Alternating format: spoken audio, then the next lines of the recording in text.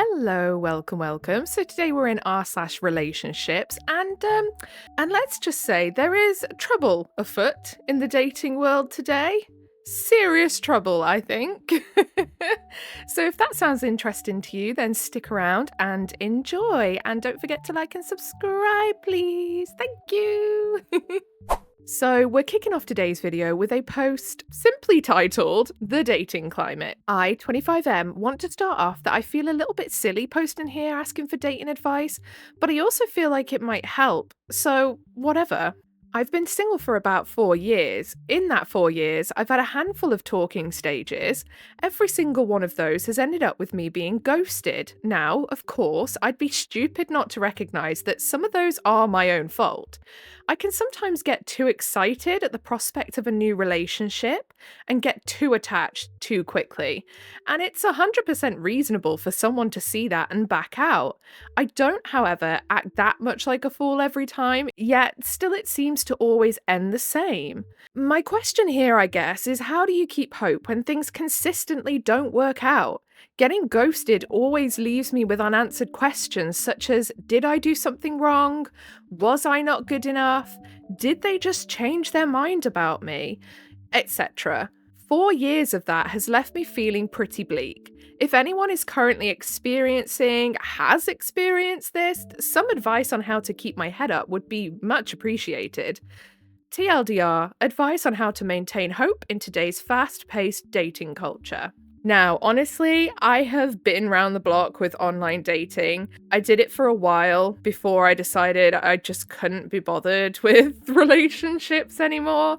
I did it for a bit, and honestly, it is a bit of a cesspool. I do think it is. I don't like it when I see people basically full on blaming people and saying, oh no, you're just being dramatic. It's not that bad. You must be either ugly or a terrible person. Because it is a numbers game quite often, and it's also very much a very shallow game. Of course it is, because you're only getting what you're reading on a profile. So quite often it's very easy to see one thing that doesn't quite chime with you and, you swipe off them and you never give them a second look. Of course it is, and we all do it. We all are a little bit shallow when we're going on those dating sites because it's kind of made that way. You're not like having the chance to speak to somebody face to face, meet them from out of the blue. Say you're out at a pub with your mates and some random who knows one of your friends starts talking to you and you click. But realistically, there would never have been someone that you would have probably swiped on a dating site, but actually because that barrier has been taken away, you get along. So I do think half of the problem here is this person is online dating. I haven't seen them say anywhere that they've been out and about and looking for people out and about and getting themselves out there. And I do think that that would help an awful lot. I only say that because they're saying about like swiping off of people and what have you and being ghosted. So I'm assuming a lot of this is happening on the phone, online. However, there was a big old hint in there as to why this person may be getting ghosted a lot. The fact that they said, I can be a bit full on. Now, usually people play down how bad that they act in real life situations. So if someone says, oh yeah, I can be a bit full on, times that by 10. Because no one wants to admit how bad they really are. And if you want to put a woman off as a guy, the best and quickest way to do it is to be full on, get lovey-dovey too quick, get attached too quick, because it will scare us off.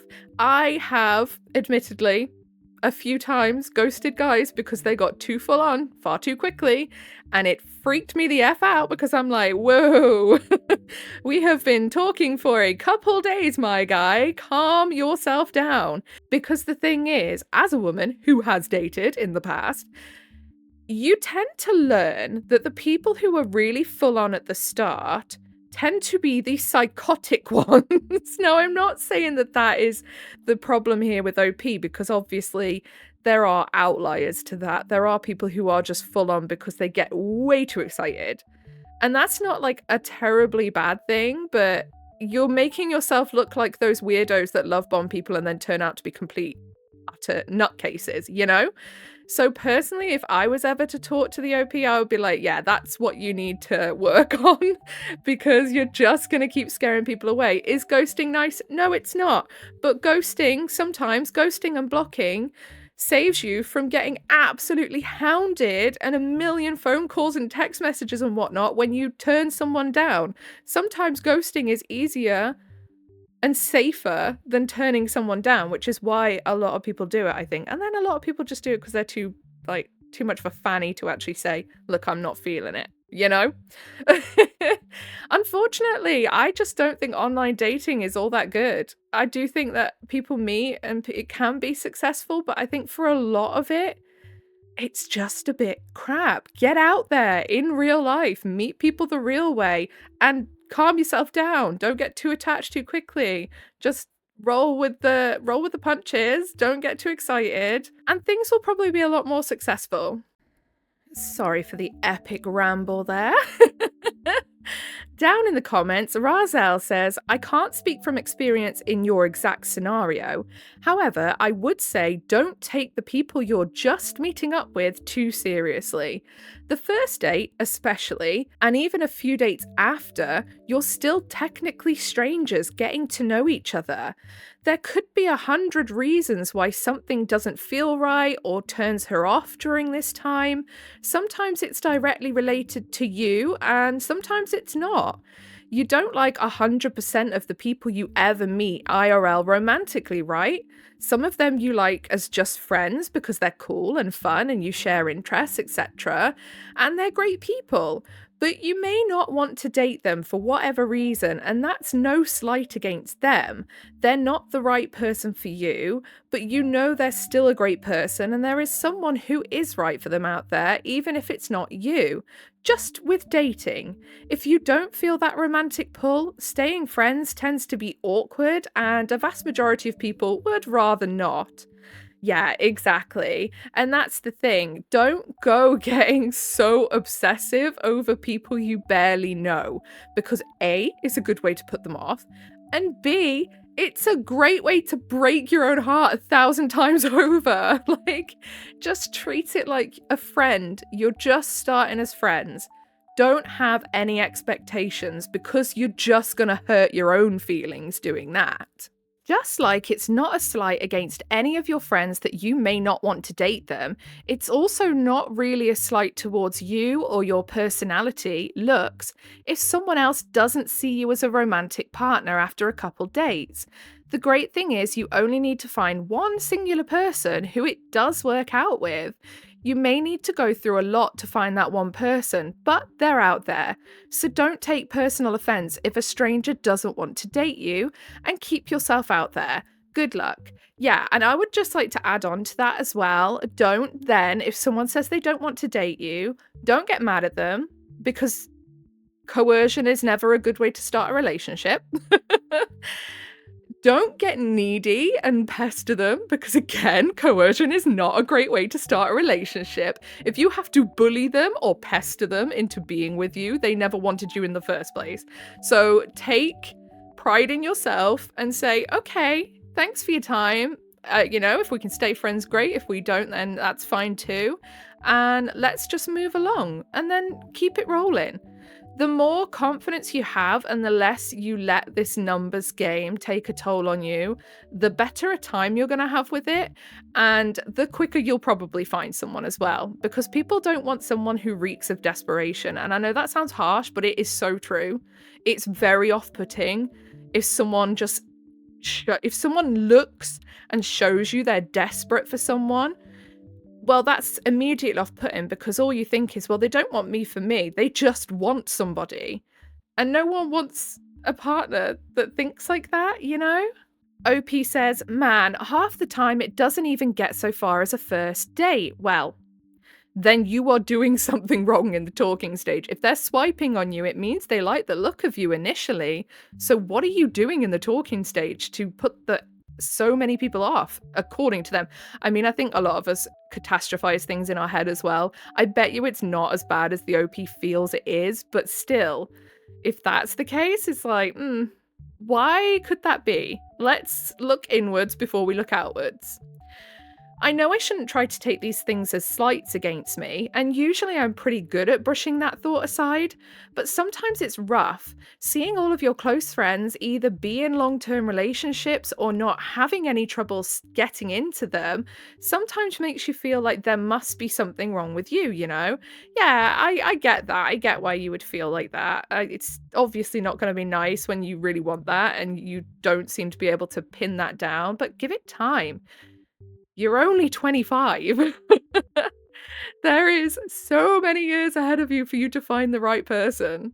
And then OK Secretary 1231 replies, if it hasn't even gotten as far as a first date, it's unfair to condemn them for ghosting and could be a kind of alarming to them if you've gotten too attached before even meeting. Precisely. The best way to make me ghost a person is if they start acting all lovey-dovey and I haven't even met them yet. I'll be like, I know where this is going. Bye. Because again, that can be a big old red flag for love bombing. And a lot of weirdos do that, you know? So, yeah. Not saying the OP's a weirdo, because obviously some people just do get really clingy. But as do absolute creeps. So I can understand probably where they're going wrong, is what I'm trying to say. Next post, my partner, 28F, left me, 33M, left the country, cut me off, and left me with a mess to clean up. Oh my goodness. So I'm not going to read the TLDR on this because obviously I would like to read the full post without having any spoilers so we can get a really good idea of the situation here. I met my partner in the summer of 2022. We bumped into each other at a party, and the rest was history. We fell in love. At the time, she was a 26-year-old Pakistani woman, and I was a 31-year-old Italian man. We had the most beautiful relationship. We travelled together, had some unforgettable moments, no toxicity, and my family and friends loved her so much. It was truly the most adult, beautiful relationship I've ever had in my life. I was head over heels and would have married her in an instant. We had a reoccurring theme of religion and culture, and she immigrated to Canada from Pakistan at 8 years old and was raised Muslim. I am born in Canada and raised Catholic, but I was ready to convert to Islam for her and had already told my family I would be doing so. Oh wow, so you were like hella committed, like really committed. Around the 2-year mark, we decided to move in with each other. Both of our first times living with a partner. We had lived in our own apartment in Toronto up until this point. We were having trouble finding a place in Toronto and instead found a 3-month sublet at a lake house style home an hour north of the city. We figured we'd go there short term for the winter and then pick up the house hunt in the city in the new year. Here's where things get wild. Oh dear, that's sad because it sounds like they had a really good thing going on. Around the time we decided to move, there was a change in her. The topic of culture came up often, and she'd often say to me that I am not culturally educated and that I did not understand her or where she's from. To be clear, I am not an immigrant to Canada, so this is true. However, my mother is, and my friend group is extremely diverse, friends from all over the world with wildly different stories, and I'd like to think that that's helped me in my understanding of the immigrant struggle here in Canada. When we signed the lease for our sublet and had to pay first and last, I paid the first month, and she agreed to pay the last month, $2,750. Upon us moving in on November 1st, 2024, a few days after signing the lease, she broke up with me. She had gone to my Facebook profile and seen tagged photos from an ex-girlfriend of mine from 10 years ago, who I haven't talked to in years, and somehow related that to my culture, saying that people in her culture would never have photos lingering around like that.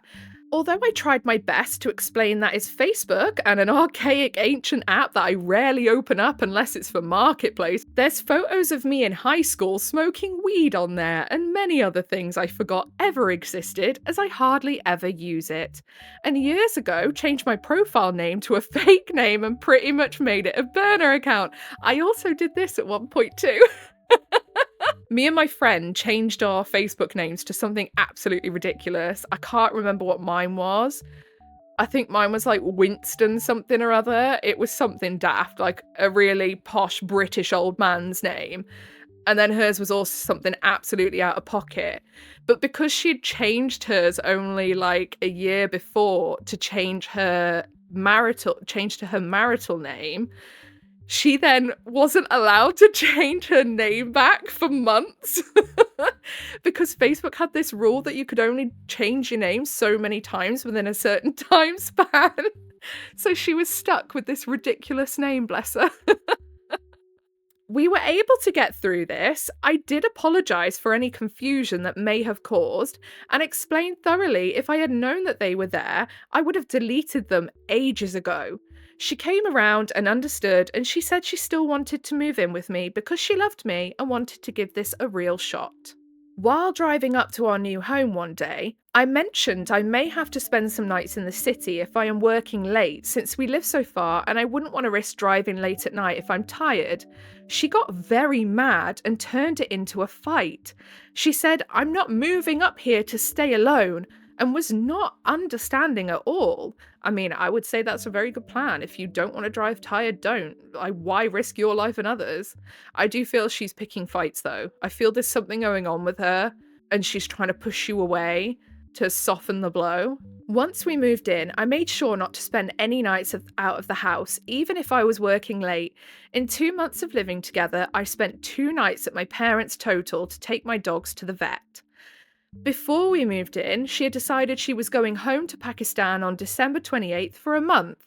She was going to a friend's wedding and had to go and see and check in on her mother, who was suffering from health and mental health issues, as she had not seen her in 7 years. Our living experience in November was great, but then she lost her job and ran out of money. I paid all the rent for December, plus groceries, and occasionally put gas in her car. I wasn't really in the best financial situation, but I did what I had to for my partner.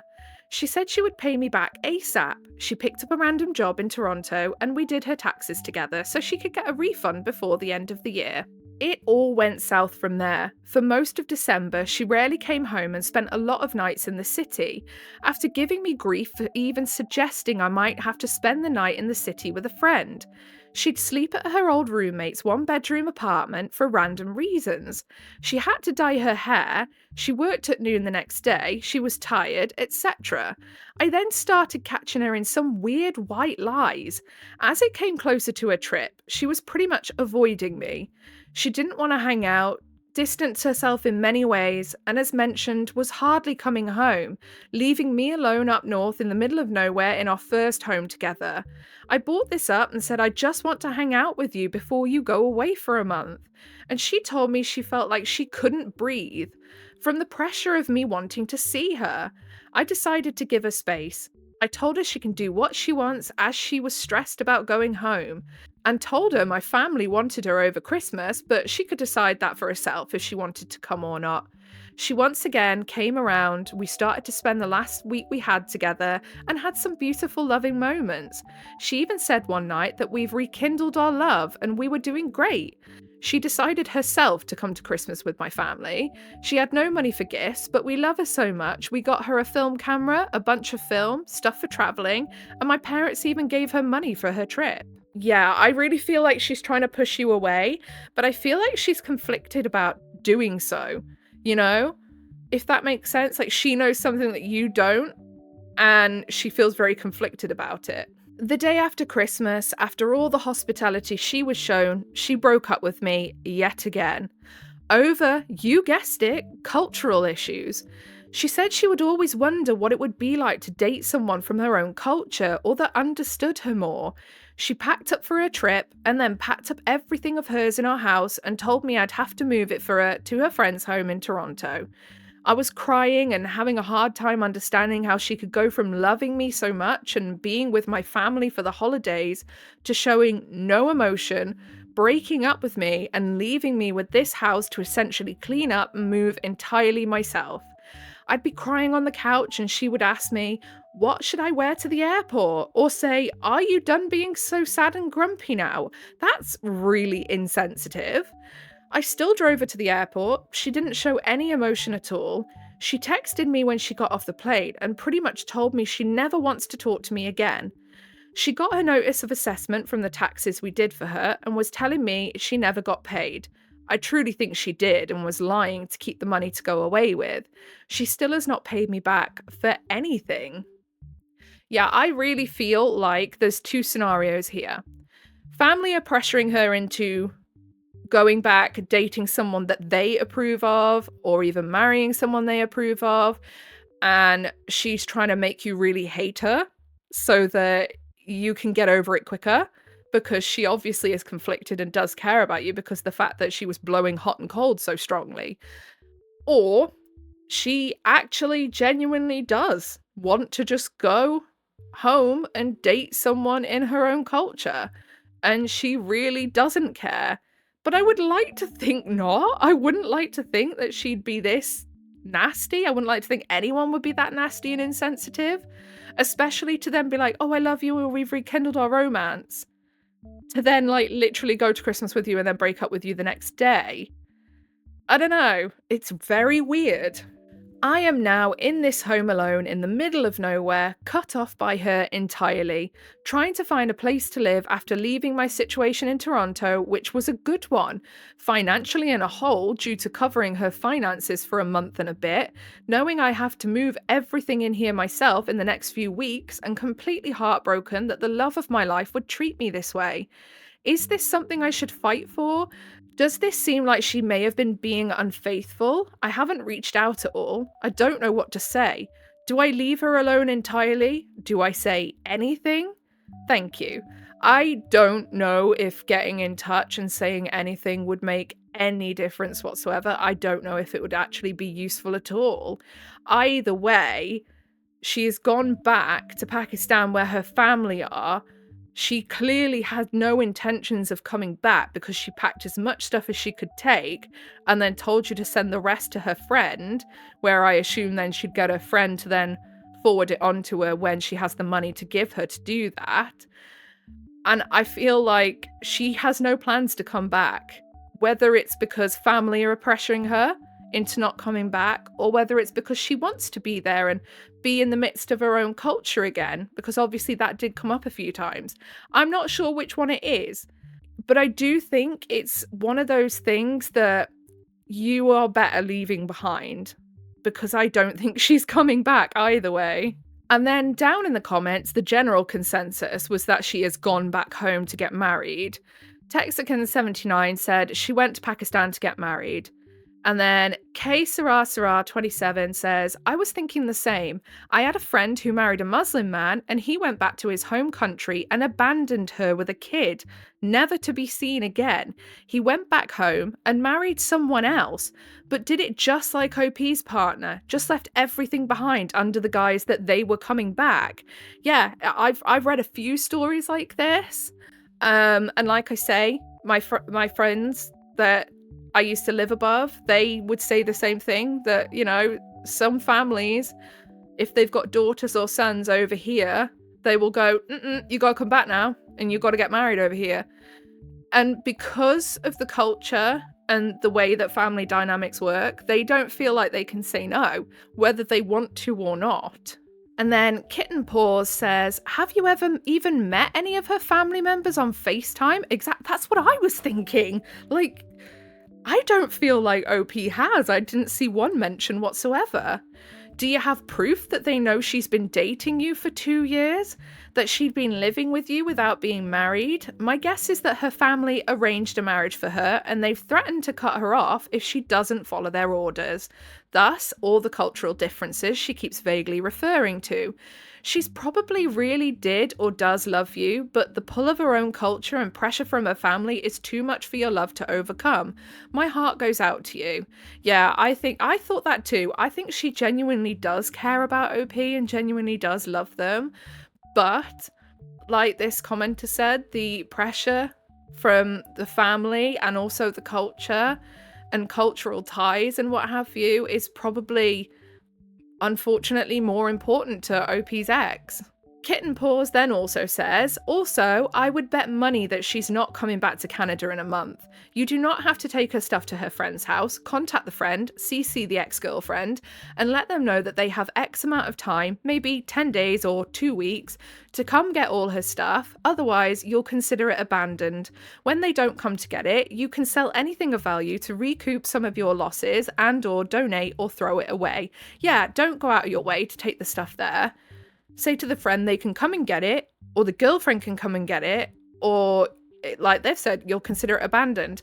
Give it a good and fair time schedule to do that on, and then just be done with it. Do not be going out of your way. Like, again, I know that it could be that OP's ex never wanted to do this, but at the end of the day, it doesn't matter what their intentions were. They still have really effed around this poor OP and hurt them unbelievably. They don't deserve any more grace from OP. And on that note, we're going to leave it there for today. If you made it all the way to the end, then I appreciate you very, very much. If you leave a like and subscribe, I'll appreciate you even more. And it'll help you find your way back here as well, because I do post every single day. Other than that, I hope you had a good day, whatever you've been doing today, and goodbye.